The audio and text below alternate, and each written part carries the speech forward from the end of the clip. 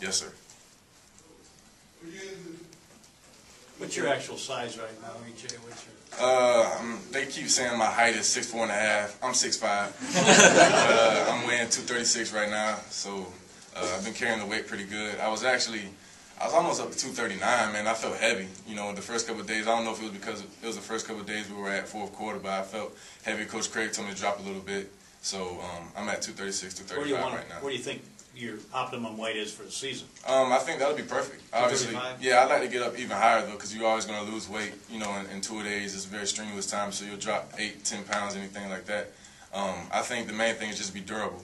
I've never really had any serious injuries while I'm playing. I've had injuries while I'm not playing, you know, off the field, like just second string and things like that. So I've never really had any serious injuries from getting hit or anything like that. So I think, you know, no matter what my weight is, as long as I can move around and make plays, I'll be fine. You like to take off the ball from time to time and like to run the ball. And has there been discussion about that? I know they tried to slow Christian down a little bit with that. What's your...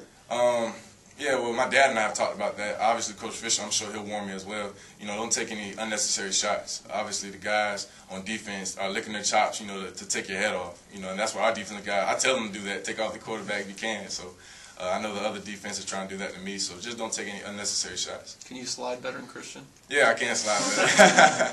I used to tell that guy, too, man, why don't you slide? But, you know, Christian's a warrior, and I feel the same way. So, I mean, if I feel like I need to slide, I'll do it. I think I've always had the knack and the intuition, you know, to kind of set up, you know, guys' tackles on me. I never really give anybody a clean shot in my whole body or anything like that. I might give them, you know, a turn, a small, you know, little slid and things like that. Bert's probably the best at it. You know, Bert ducks from a lot of big hits, you know what I mean, because his body isn't too big, you know, so Bert he's very durable if you think about it. EJ, have you ever seen film of Charlie Ward?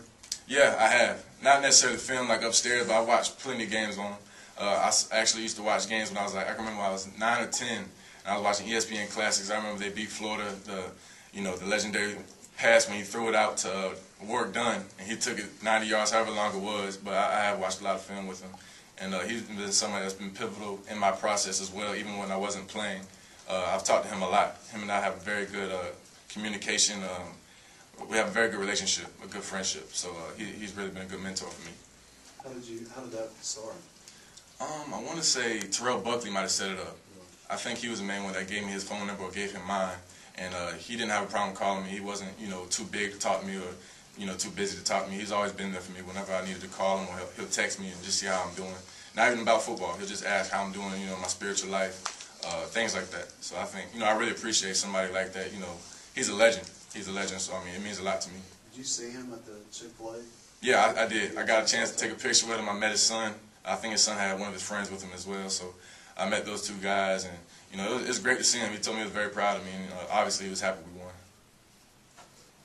Talked a little bit about modeling Christian off the field. What's something that you take away from him on the field that you want to emulate your game after?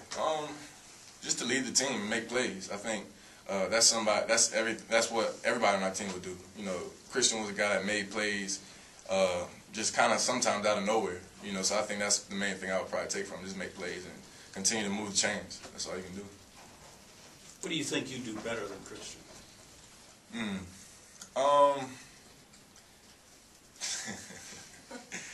I don't know.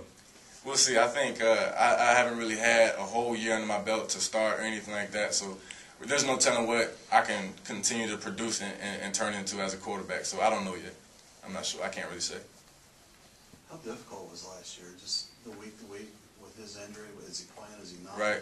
I wouldn't say it was difficult. I think it was kind of stressful. I guess you could say difficult. It was kind of stressful at times because I didn't know whether I was going to play or not. But like I've always told you guys, I've always tried to prepare like I'm going to start no matter what. So I think no matter what, you'll still get better. Even if you don't play, obviously you had, you know, good reps during the week. So that only help your process as getting better as a quarterback, you know, go faster. I'm curious the relationship between starter and backup, the relationship you and Christian had. Right. What have you tried to do with the guys under you? I know I'll tell some of those guys to stay after some time. They're both, Clint and Will are both very hardworking quarterbacks. I mean, they're no slack off type of guys. I think they have very good work ethic, and I respect that. Anybody that works hard, I respect that. So I know sometimes I'll get those guys to stay back with me, and we'll do some extra balls once the receivers and tight ends leave off the field after the fourth quarter. So small things like that, just, you know, making sure that they're on point as well, so the offense continues to roll whoever's in there. How nice is it to have so many experienced receivers coming back and coming Oh, into a man. situation where you got That's everything. That's everything. I think, guys like Burt, who's very, obviously you can tell Burt just has an aura about him. Burt's going to be a natural leader no matter where he is. He's always going to be somebody that, is kind of center of attention. And he doesn't even do that on purpose. I think Burt's just a nice guy. He's a very nice guy and somebody that you like to talk to. And Rodney Smith, Willie Halstead, and then even the young guys. Some of those guys got a chance to play, like Scooter Higgins and Dent, Kenny Shaw, those guys, Josh Gary, all those guys coming back. So we have a very good stable of receivers as well as running backs too. With a threat in the backfield, I mean, what does that give you as a quarterback, knowing you guys can run and pass? Yeah, I mean, it's great. I think Coach Fisher is very excited right now because he knows we can do so many different types of things. Whatever he wants to do as far as a game plan, we can do it.